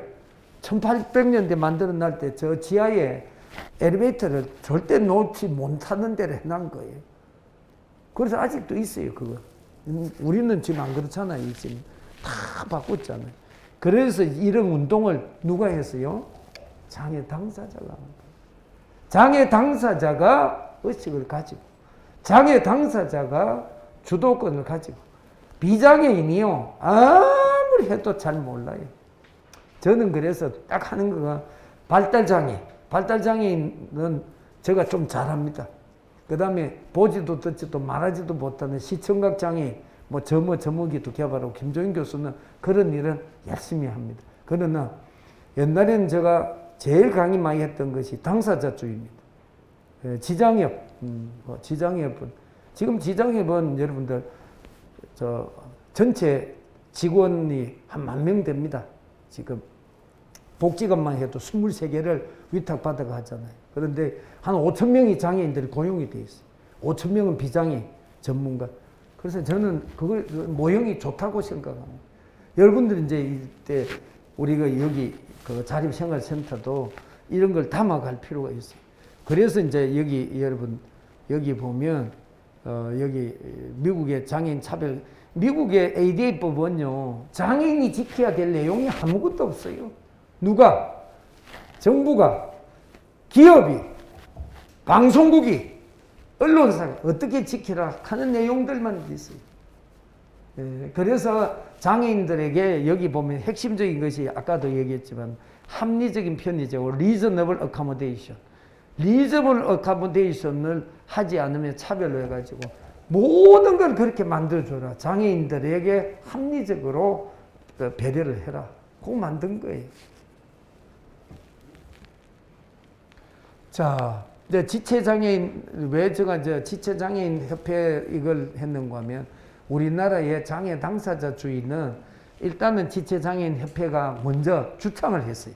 1986년에 지장애 천명을 하고 의회정치대학 개설하고 이때부터 이제 김종인 제가 지금도 이제 그 여기에 대학 원장을 하고 있어요. 원장을 하고 있어요. 저는 여러분들이 여기서 이런 운동들을 좀 많이 이제는 저 IL 센터 쪽에서 해 나가셔야 된다. IL 센터가 이 주도를 해야 돼요. 예, 그래서 해야 된다고 생각하고. 그 다음에 저 소비자 운동의 법적 이해와 개혁 방향으로 인해서 자, 장애인, 노인, 임산부 등의 편의 정진 보장에 관한 법률에 또 이제 여기 보면 휠체어, 점자, 안내책자, 보청기 등 여기 안내 서비스, 수화 통역 서비스 이런 것에 대해서 앞으로 더더욱 개혁적으로 해 나가야 돼요. 여러분들이 그 주로 그 자립생활센터는 대상자가 누구 합니까? 신체적으로 중증의 신체 장애인들, 지체 장애인들이 하는데 여러분들이 지체 장애인만 하는 자립생활센터가 앞으로는 아니다. 적어도 시각, 청각도 있어야 되고 데프 블라인드도 있고 그 다음에 누가 있어야 됩니까? 저 사람들도 있어야 된다. 저는 그렇게 생각합니다.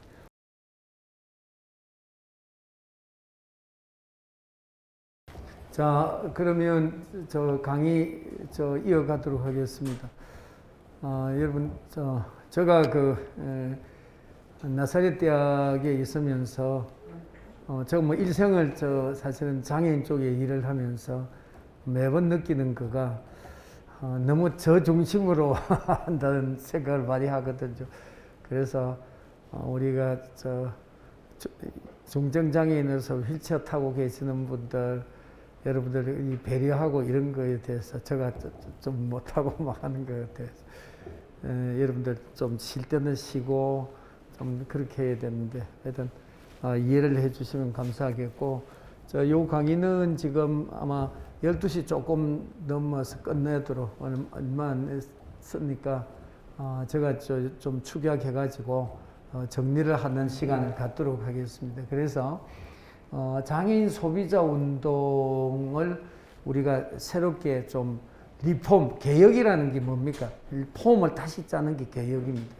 개혁해 나가는 것이 우리한테는 필요한 작업이 되지 않을까 이제 생각을 하게 됩니다. 그래서 이제 여기 보면 장애인 노인 임산부를 위한 편의정지법에 대해서 여러분 우리나라는 BF 인정제라는 것이 있습니다. BF 인정제. 이제 여기 뭔가 뭐 베리어 프리를 인정해 주는데 주로 여기 그 시설주라든지 보건복지부 국토교통부 해가지고 인정기관에서 우리나라가 이 공공시설은 참 지금 잘 되고 있습니다. 여러분들 세계적으로 한국만큼 이렇게 이제 편의시설이 잘 된 데가 없습니다. 한국이 그런 거는 아주 잘하고 있습니다.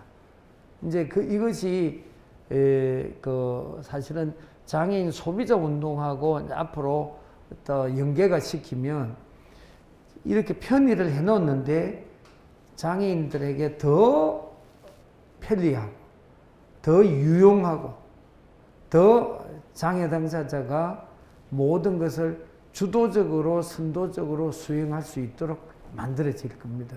그런 쪽으로 우리가 이 법이나 이런 것도 갈 수 있도록 하는 것이 필요하다고 생각이 들고 그래서 장애인 소비자 운동의 제가 액션 분류로서 장애인 소비자 권리 보장 같은 것이 필요하겠다. 이제 자립생활센터에서 이런 걸 확대해야 돼요. 이 UN CRPD도 보면 핵심이 이런 내용들이 들어가 있습니다. UN CRPD에서 장애 당사자가 주체적으로 해라는 것이 UN CRPD의 가장 핵심적인 내용이거든요. 그래서 그 다음에 그 소비권 보장을 위한 장애인 경제 참여도 확대해 줘야 돼요. 네. 여러분 저는 이제 앞으로 어떻게 보는가 하면 한국의 장애인 복지관 별로 필요 없을 거다. 복지관 필요 없을 거다. 그럼 어디서 하는 거야? 지금은 여러분 활동지원사업은 여기서 하죠. 그죠? 네, 활동지원사업은 복지관에도 하지만은 복지관보다도 활동지원사업은 장애 당사자 조직에서 하는 게 훨씬 낫습니다. 낫고. 그리고 그뿐만 아니라 복지관도 마찬가지죠. 지금 복지관 하는 게, 복지관 지금 운영하는데, 여러분, 사회복지법인이나 사단법인이나 운영할 때, 거기 매칭 펀드 돼가고 하는데 몇 군데 되지 않습니다. 이제는. 전부 돈 다 주잖아요. 그리고 공동모금 같은데 프로포절 내면 사업비 다 받을 수가 있거든요. 그럼 누가 하느냐? 앞으로는 자립생활센터가 장애 당사자가 선도하고 주도하는 거. 여러분, 지체장애인협회가 지금 사실은 그냥 단체잖아요. 사단법인이잖아요. 복지관 23개 수탁하고 하고 있고, 직업재활시설, 장애인 주차장 이런 거 관리하는 거 하면 100개 이상 하고 있습니다. 그러니까 옛날하고 달라요. 옛날에 지장협이 할 것이 없었어요. 그래서 지장협에서 제일 많이 한 건 뭔 거 아세요? 야시장 많이 했어요. 여러분 기억나실 거예요. 야시장 한 거. 그 다음에 문화예술제 만들어가지고 그때 1년 살림살 거 그때 다니면서 후원 받았어요. 지금 그런 짓 안 해도 돼요. 그리고 대명사 같은 거 막 해서 장애인들 이름 팔아갖고 물건 파는 거. 그거 잘못하는 거죠. 장애인이 정말 생산된 물건을 팔아야죠. 예. 그리고 그 사람들에게 돈을 지급해야 됩니다. 이번 12월 3일입니다. 지난 12월 3일 날 여러분들 조이 월드라고 신문에도 많이 나왔습니다. 조이 월드라고 장애인 생산품 팔아주는 글로벌 엔터프라이즈를 하나 만들었어요. 그걸 창립한 사람이 누군가 하면 저 밑에서 중증의 내성마비입니다. 내성마비인데 저 밑에서 뭘 내는 거면 재활학 박사를 받았어요. 박사를 받아가지고 원래 그 집안에 회사를 3개를 하고 있었어요. 3개 중에 하나가 조이 프린 라이프는 다이소에 들어가는 물티슈 이런 거 청소포 이런 거 그 제작을 하는데 거기 하고 화장품 회사 또 이런 것도 하는 조이 라이프가 있는데 거기에 지금 발달장애인이 33명이 고용되어 있습니다. 여러분 발달장애인이 얼마나 일을 잘하는지 모릅니다. 평균 임금이 얼마인 거 아세요? 320만 원입니다. 발달장애인이 많이 받는 사람은 470만 원까지 받고 있어요. 물론 자녀까지도 하죠. 뭐 너무 바쁘게 움직이고 하는데. 그리고 이번에 그 조이 월드라고 그 회사를 만들어 가지고 여러분들 누가 만들었어요? 신문에 많이 나와 있어요. 예. 장애 당사자가 만들어요. 그리고 우리 권성민 대표는 여러분들 자기 1년에 연봉 얼마 받는 거 아세요? 2억 5천 받습니다. 중증의 뇌성마비입니다. 뇌성마비인데 머리는 브라이트하죠. 그러니까 이 경영하는 거는 다 해요. 자, 지적 자폐성 장애인도 여러분들 단순 작업 잘합니까 못합니까? 이 직무는 너무 잘하잖아요. 그래서 우리가 경제활동도 실질적으로 경제활동에 참여할 수 있도록 만들어줘야 돼요. 장애 당사자가 이득금을 갖고 갈 수 있도록 해줘야 돼요. 제주는 고미하고 돈은 뗀 놈이 챙기다. 그건 그렇게 가는 건 아니죠. 예, 우리가 그래서 장애인 소비자 운동의 사회적 연대도 필요한 거예요. 저는 왜 우리가 자립생활센터가 소비자 운동 쪽으로 이렇게 가야 되느냐 하면 이것이 하나의 액션 플랜이 돼갖고 행동의 하나의 방향타를 앞으로 때려야만이 이쪽 분야가 변화될 거다. 그래서 자립생활센터가 앞으로 복지관도 여기서 수탁해가 운영할 수도 있습니다. 복지관 들어가는 것이 지금 사회복지법인에서 복지관 운영한다고 해서 잘하는 게 없어요. 예, 그리고 이제 BF 인정제에 대한 장애인 소비자로서의 점검 평가하는 거, 장애인 소비자 욕구 및 만족도 조사도 하고, 소비자 피해 사례 및 권리 회복 이것도 여러분들 그렇잖아요. 자립생활센터가 뭐 하는 이게 소비자 운동으로서 자립생활센터가 앞으로 이거 확대해가지고 나가는 그 길을 우리가 찾아야 될 저는 필요성이 있다고 보는 겁니다. 그래서 여기 보면 장애인 소비자원의 발전 방향으로서 실천적 차원의 소비자 의식화 및 권리운동이라든지 교육이라든지 자기결정을 지원하는 정보 제공 안내 기능 강화라든지 셀프 헬퍼 그룹 지원이라든지 자조집단 있잖아요. 참여와 비밀이 보장된 소비자 주도의 평가라든지 차별적 요소 제거라든지 어떤 면에서는 옴부즈맨 제도도 한번 자립생활센터가 여기 그 지자체 정부하고 여기 그걸 맺어가지고 해나가야 될 필요가 있다고 저는 생각합니다. 이거 좀 당사자들이 이걸 하셔야 돼요. 옴부즈맨도 하고 이런 제도적인 장치도 실천적 차원에서 해야 된다고 생각합니다.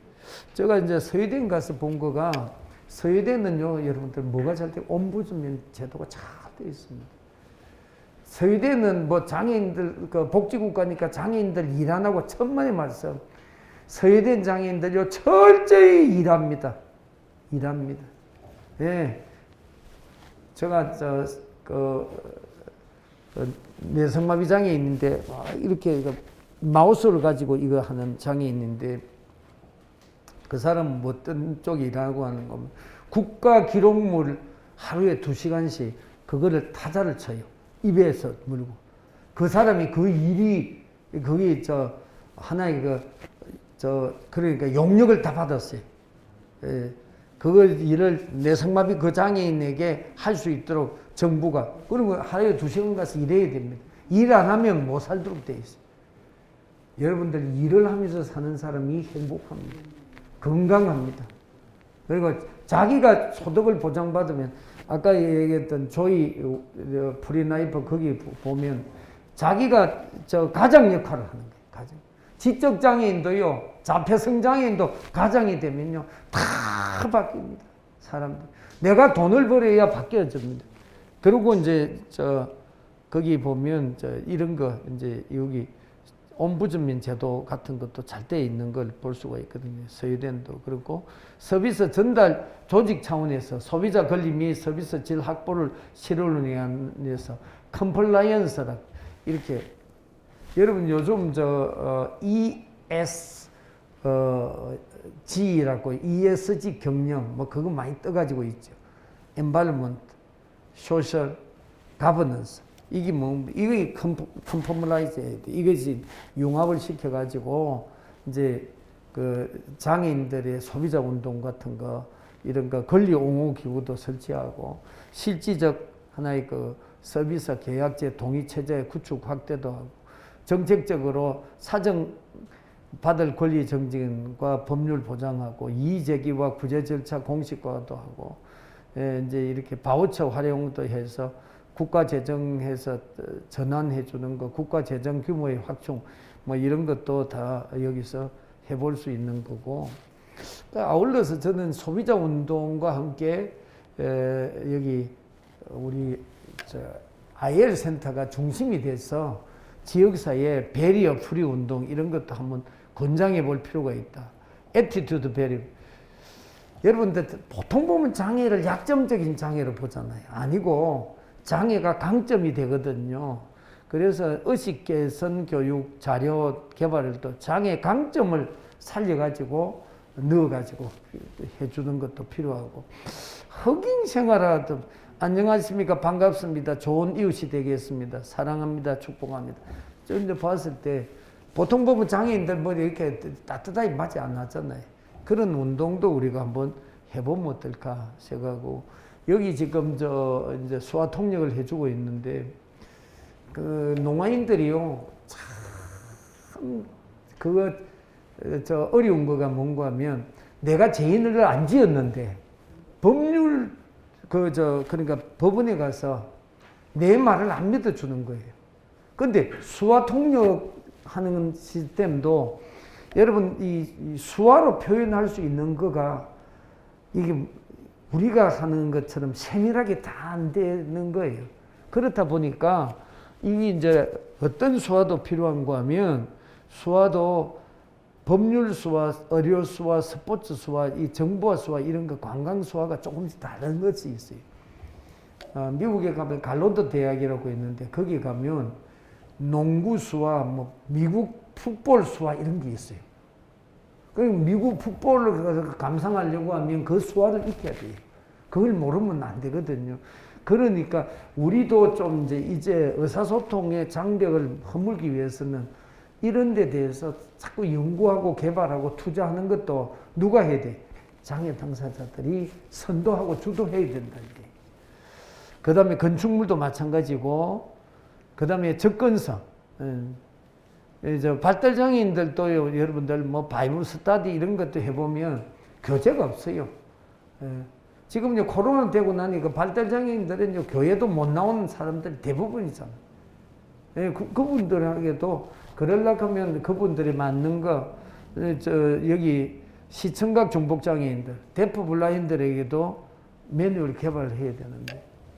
여러분, 제가 이제 한국의 데프 블라인드 3명하고 미국을 연수를 갔어요. 가서, 미국에 데프 블라인드, 보지도 듣지도 말도 못하는 할머니가 방을 갖고 혼자 사는데 거기를 구경시켜 준다고 갔어요. 띵동 하니까 문을 열어주는 거예요. 저분이 들리느냐? 여러분 그 장치를 어떻게 해놓은 거 궁금하죠? 띵동 하는데 불빛이 들어와서도 안 보였을 거고 듣는 것도 못 들었는데 문을 열어주는 거예요. 어떤 장치를 해놨는가 하면 여기 딱 눌리니까 선풍기 바람이 내려오가지고 이분이 밖에서 손님이 온 걸 알아간 거예요. 아, 이거구나. 조금 다름으로 배려해 주니까 이분도 혼자 사는구나. 거기 보니까 모든 데 그릇에가 어디가 점자가 다 부착이 되어 있더라고요. 딴 거는. 아, 그러니까 이분은 혼자 사는구나. 그래서 우리가 이분들까지도 우리가 매뉴얼도 개발하는 거를 이 소비자 운동, 배리어 프리 이런 거를 이제는 우리가 지역사회에서 여러분들이 선도하고 주도를 해야 되겠다. 그 생각하고 적어도 자립생활, 통합사회를 실현하기 위해서 저는 이제 4.27 운동을 좀 우리가 자립생활센터 같은 데서 좀 주도를 하면 좋을 것 같아요. 여기 보면 4.27 H가 뭔가 휴머니티 케어인데, 아이고, 인간이, 여러분들, 아무리 중증 중복장애고 발달장애고 아주 심한 장애라도 여러분 생명에 대한 인권에 대한 휴머니티, 인간에 대한 존엄은 있어요, 없어요? 생명은 다 존엄한 거예요. 생명은 존재의 가치가 있기 때문에 탄생되어 있거든요. 그래서 휴먼 케어, 맞춤형 돌봄 이것이 필요하겠고, 힐링, 치료를 넘어서 치유하고, 여기 보면 하빌리테이션 오브 보케이션인데 소명적인 직업의 아까 하빌리테이션 창출을 적어놨는데 하빌리테이션 뜻은요 아주 특별한 뜻이 있는 거예요. 아까 여러분 다운 증후군이 영화 배우가 됐는데 다운 증후군 염색체가 몇 개입니까? 우리는 46개인데 47개잖아요. 아무리 노력을 해도 47개 염색체가 바뀝니까? 안 바뀝니까? 안 바뀌고 평생 사는 거예요. 여기 앉아 계시는 분 한 분 한 분 DNA가 바뀝니까? 안 바뀝니까? 안 바뀌고 사는 거예요. 여러분 개체 한 분 한 분이 너무나 귀한 존재라는 얘기.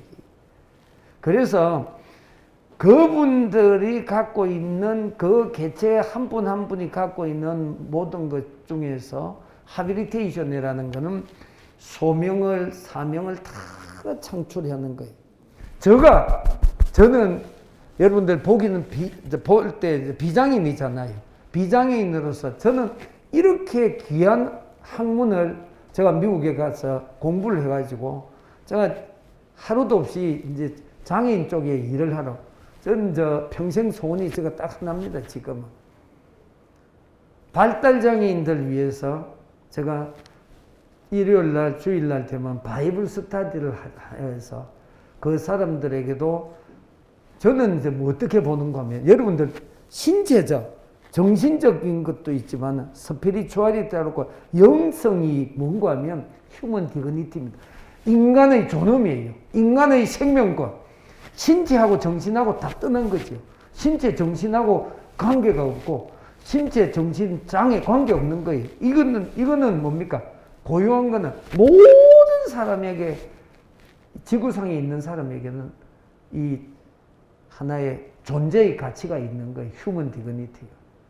여러분 그래서 저는 이제 그 생명을 어떻게 하면 본질적인 생명이 조물주를 찾고 기억할 수 있도록 만들어주는 하는 것이 저 마지막 앞으로 사역의 방향입니다. 제가 하려고 하는. 그래서 저는 일요일 날 되면 제일 바쁜 사람이에요. 일요일 되면 할 일이 되게 많습니다. 왜? 지금도 발달장애인들 바이블 스터디 하는 사람이 아무도 없습니다. 아무도 코로나 돼가고 더 없습니다. 그럼 오면 제가 한 시간씩 다 해가지고 뭐 정신없이 하는데 왜? 저한테는 하빌리테이션이 저한테는 그런 하빌리테이션을 제가 갖고 있는 여기 여러분들 앉아 계시는 분들 자립생활을 하시는 분 내가 장애가 있다. 아니 장애가 약점이 아닙니다. 장애가 강점이에요. 강점. 장애의 디퍼런트리 에이블들을 통해 가지고 여러분 뭘 합니까? 이 사회를 진정한 복지국가를 만들어가는 거예요. 그게 하빌리테이션입니다. 하빌리테이션. 그래서 소명적 직업입니다. 소명적 직업을 이 보케이션 것도 이게 소명적 직업이잖아요. 그냥 잡이 아니고 하늘로부터 받은 하나의 직업. 그 다음에 여러분, 홀리스틱 라이프 스팬, 전인적 삶을 보장해 주는 것도 하고, 여기 우리가 BF 공동체, 요거 이제 설명을 다 했죠. 볼런티어, 글로벌 볼런티어. 여러분들, 앞으로는 시니어들하고 장애 당사자들하고 동반으로 고용도 하고 이런 프로그램도 우리가 만들어 놔. 왜? 시골에는 거의 노인분들이, 어르신분들이 많잖아요. 그러니까 이런 것도 왜 자립생활센터에서 이런 것도 운동을 좀 하시면 좋겠어요. 그러니까 일자리도 같이 만들어 나가고 하는 것이 필요한 작업이 되지 않을까 생각합니다. 저희 끝으로 제가 여러분들 우리 장애인들 정치 세력화, 장애인 당사자 주의를 통해서 장애인들 IL 센터를 통해서 정치 세력화도 하고 복지국가를 구현해 나가자. 복지국가에 원래 4요소가 있어요. 3요소는 1인당 GNP가 2만 불 이상 되는 경제적인 머추리티 스테이트라고요. 성숙 단계가 있고, 그 다음에 여러분들 국민에 의한 정치, 정치적인 의회 민주주의가 있어요. 그 다음에 문화, 토론 문화. 여러분, 북한은 복지국가가 될 수가 없습니다. 전체주의이기 때문에.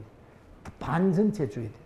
북한은 여러분들 김정은이만 존엄이라고 하지 않아요. 우리 여기는 한국은 모든 사람이 존엄한 사람이, 장애가 있고 그거가 아니에요. 존엄하신 분이. 맞잖아요. 저는요, 18살 이상 되는 발달장애인에게도 존댓말을 사용합시다 캠페인을 벌이고 다녀요. 발달장애인들도요, 존경하고 존엄을 해주면 이렇게 정말 달라집니다. 발달장애인도 달라집니다.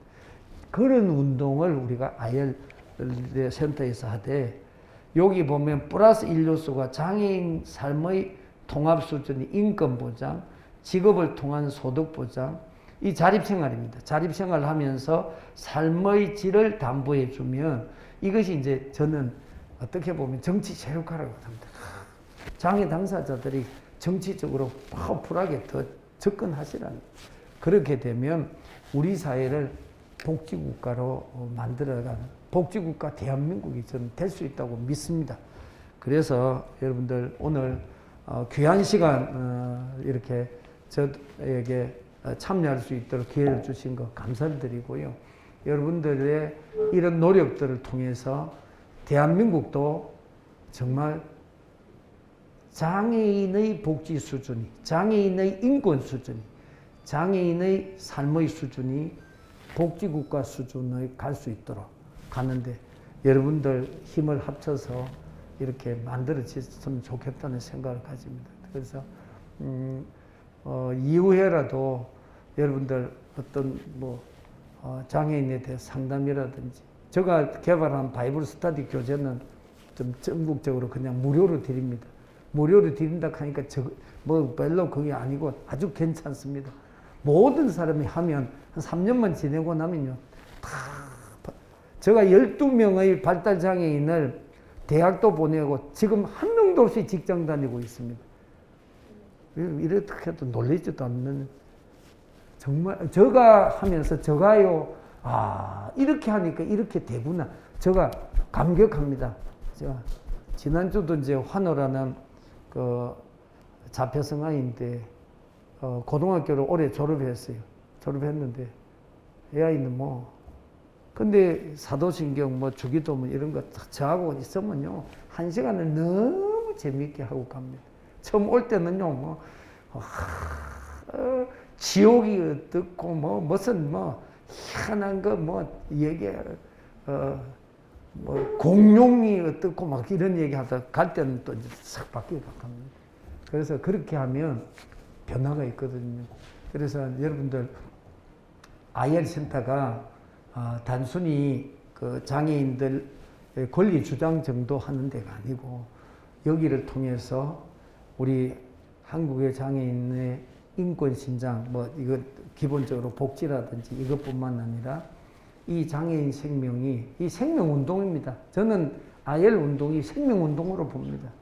여러분들 장애 당사자를 통해서 이런 놀라운 역사를 바꾸고 장애 당사자의 복지의 수준을 통해서 복지국가가 되는 겁니다.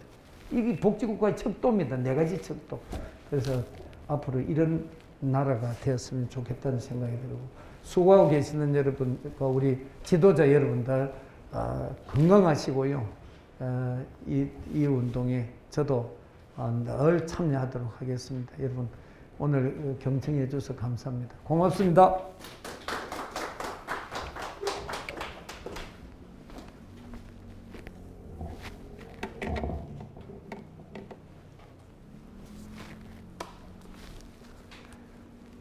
저희에게 오늘 유익한 강의를 해주신 김주민 교수님께 박수 부탁드립니다.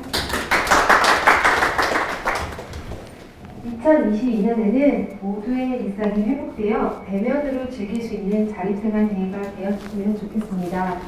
바쁘신 와중에도 끝까지 자리를 함께해 주신 많은 분들께 감사드리며 이상으로 2021년 단인기 장애인 자립생활 대회를 마치겠습니다. 감사합니다.